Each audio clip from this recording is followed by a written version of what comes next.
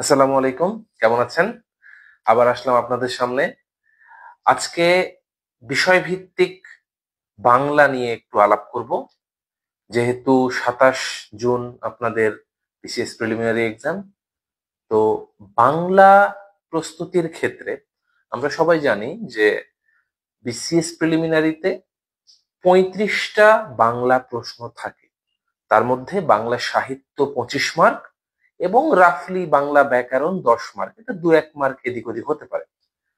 তো আমাদের ক্ষেত্রে তাহলে আমরা প্রথম যেই জিনিসটা বুঝতে পারছি যে সাহিত্যতে অনেক বেশি মার্ক আছে ব্যাকরণের চেয়ে। তাহলে অবশ্যই সাহিত্যটা গুরুত্ব দিয়ে বেশি পড়তে হবে। আবার এখানে আরেকটা ব্যাপার আছে, সাহিত্যকে ৩টা ভাগে ভাগ করা যায়: প্রাচীন সাহিত্য, মধ্যযুগের সাহিত্য, আধুনিক বাংলা সাহিত্য। তো আমি যদি প্রাচীন সাহিত্যের কথা বলি, প্রাচীন সাহিত্যতে কোন কোন বিষয়গুলো আপনাকে মনোযোগ দিয়ে পড়তে হবে? প্রাচীন সাহিত্যে আপনি যদি প্রশ্ন ভালোভাবে অ্যানালাইসিস করেন, আমি অবশ্য আগের ভিডিওতে বলেছিলাম প্রশ্ন অ্যানালাইসিস করতে, যেটা সবচেয়ে গুরুত্বপূর্ণ। তো প্রশ্ন অ্যানালাইসিস করলে আপনারা দেখতে পাবেন যে চর্যাপদ থেকে প্রতি বছর প্রায় প্রশ্ন থাকে, থাকবেই প্রশ্ন। এক্ষেত্রে চর্যাপদের লেখকদের পদ, যেই যারা পদ তৈরি করেছে তাদের নামগুলো, কার কয়টি পদ আছে, চর্যাপদ কোথায় আবিষ্কৃত হয়েছে, কিভাবে আবিষ্কৃত হয়েছে।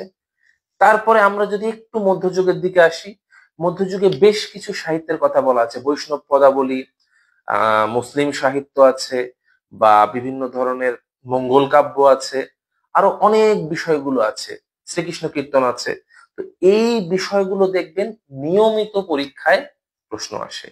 এই টপিকগুলো থেকে আগে আপনি অবশ্যই সালের প্রশ্নগুলো যখন অ্যানালাইসিস করবেন, দেখবেন যে কোন টপিক থেকে, ধরুন শ্রীকৃষ্ণ কীর্তন থেকে একটা প্রশ্ন আসছে, আরেকটা প্রশ্ন আসছে, ১ বছর গ্যাপ দিয়ে দিয়ে প্রশ্ন আসছে, তাহলে শ্রীকৃষ্ণ কীর্তন আপনার জন্য খুবই গুরুত্বপূর্ণ।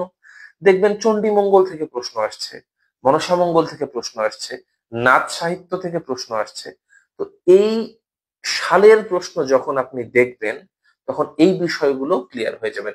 আর এই যে মঙ্গল কাব্য, নাথ সাহিত্য, মুসলিম সাহিত্য, অনুবাদ সাহিত্য, এই গুটি কয়েক টপিকই কিন্তু রয়েছে মধ্যযুগের সাহিত্যে।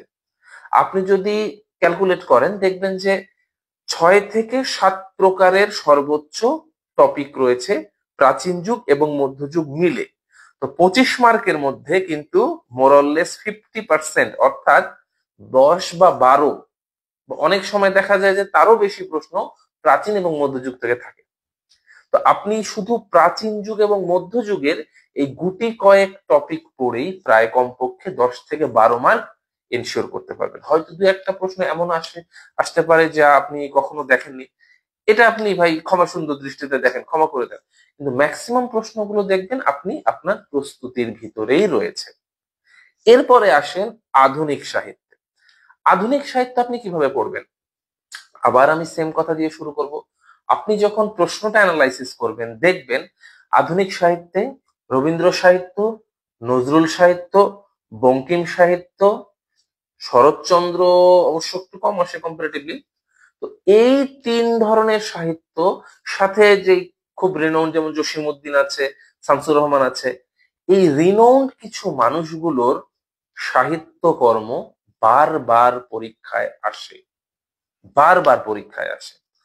এই সাহিত্য কর্মগুলোকে ইনাদের, যাদের দেখছেন যে পরীক্ষায় সাহিত্য কর্মগুলো বারবার আসছে, একাধিকবার এসেছে, যাদের সাহিত্য, যে আরো নাম, যে কয়টা নাম বললাম আরো অনেক আছেন, বেশ কিছু আছেন।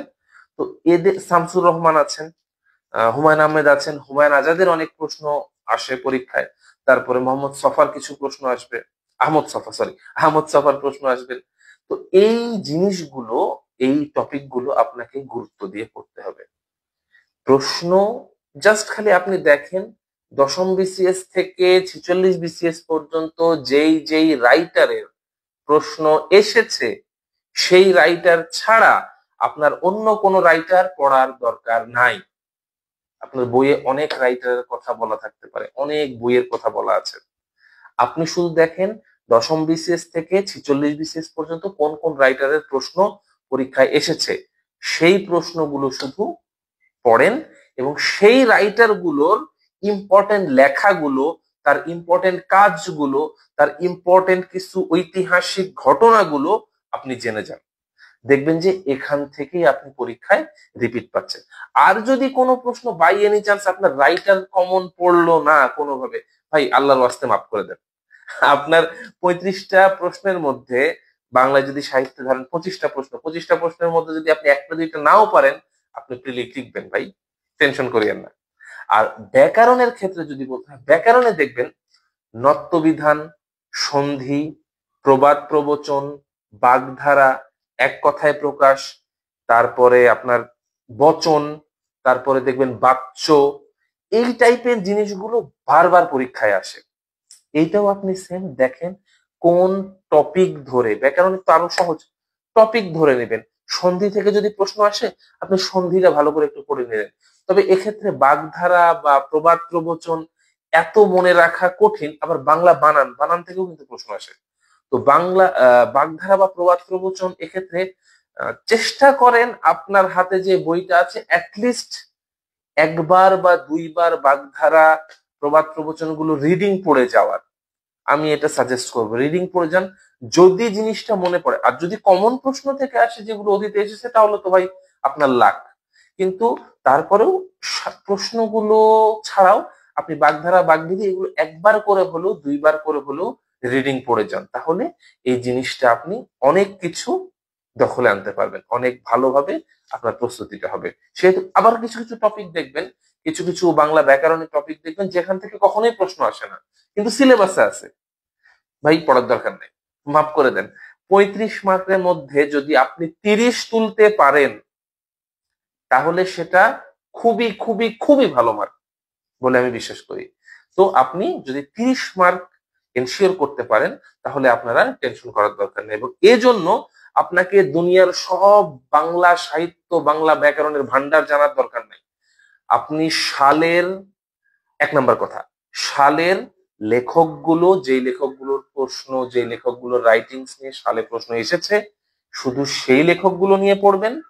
2 নাম্বার কথা, ব্যাকরণের ক্ষেত্রেও সেম, আপনার যেই ব্যাকরণের টপিকের উপরে সালে প্রশ্ন এসেছে, শুধু সেই টপিকগুলো মার্ক করে পড়বেন। এবং বাগধারা বা প্রবাদ প্রবচন এক্ষেত্রে আপনি সবগুলো একবার করে হলেও দুইবার করে হলেও আপনি রিডিং পড়ে যাবেন, যেহেতু আপনার হাতে 3 মাস সময় আছে। তো 3 মাস সময় শুধু তো বাংলা পড়লে হবে না, আরো অনেক কিছু পড়তে হবে। তো বাংলার ক্ষেত্রে এইভাবে আপনি নিজের সিলেবাসটাকে শর্ট সাজিয়ে নিয়ে আপনি প্রস্তুতি নেন। আশা করি খুব অল্প সময়ের মধ্যে আপনি বাংলার একটা ভালো প্রস্তুতি সম্পন্ন করতে পারবেন। শুভকামনা রইল আপনাদের জন্য। Happy reading.